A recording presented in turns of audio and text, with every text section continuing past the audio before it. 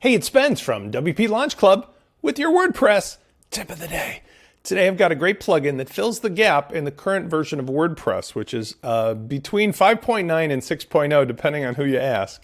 And that is a way to manage patterns of blocks that you've either created, acquired, or even get from inside of this. Now, at LaunchFlows.com, we've made a push towards using Gutenberg blocks as the primary way to build. Because even though we have a love for Elementor and experience working with all the other page builders, you can't deny how easy this is. And one of the things we've done is created our own pattern library for free that is just expanding with all the cool different designs and ideas that you can then pop into your own thing.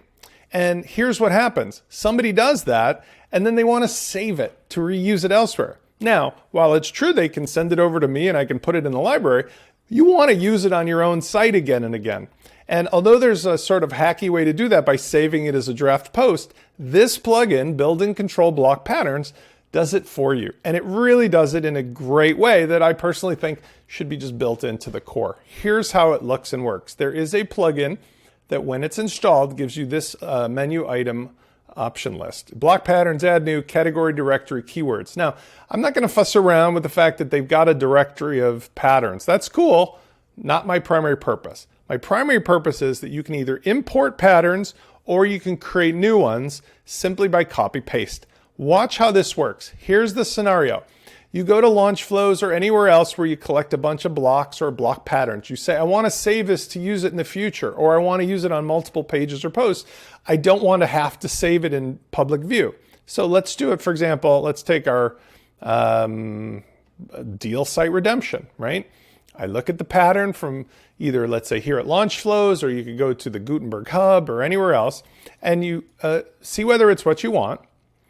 And typically, like with us, you just say click and copy pattern code. Now, if I was doing a live page, I would just paste it, save it, be good to go. But in this case, I'm going to create a new block pattern in my own library because I want to use this later. So I say add new, and it's exactly the same as creating a post, which is really why this is so simple and awesome.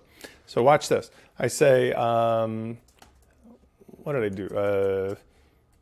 Deal site, let's give it proper. Deal site, I'm going to call it a template because ultimately that's what these things should be. That once we're in full site editing with full templates, this is what's going to take this thing's place. But for right now, it's a cool way to have content that doesn't have all the other page attributes. It's just the content. And I just paste it, right? So the benefit of doing it this way, especially with LaunchFlows, is that all of the things you need are ready to go when you want to use this live. I'm going to publish this. Now I've got a new library item, which, by the way, I can search and look it through, the actual directory here, right? Here's my deal site template, but that's not the fun way to use it. Let's say now I want to make the page or pages. I go ahead and in this case, I'll say add new.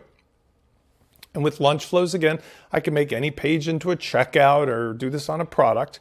I'm going to use LaunchFlows to add a checkout to this post. And I'm going to say, cool deal site checkout. Here's the magic. Now I go to look in the upper left-hand box of Gutenberg, the block inserter, go to patterns, search under control block patterns, and let's see what we've got. Hey, there's the pattern. I click on it and it puts it in place, ready to go. I publish, change the attributes I need for what products are in it, so on and so forth. And I have got myself a working, functional page, which is a full checkout page in this case, from the example. And I didn't have to do any work at all. The other cool thing, as you can see here, is that I can use my, let's say in this case, cadence theme to adjust. I want to make the page not full width. I can do all the other attributes. So I'm not modifying the original thing that I copied. I'm only modifying the pattern that I placed into this example, which gives me this incredibly fast and simple way to do things, almost exactly like using templates, quite honestly.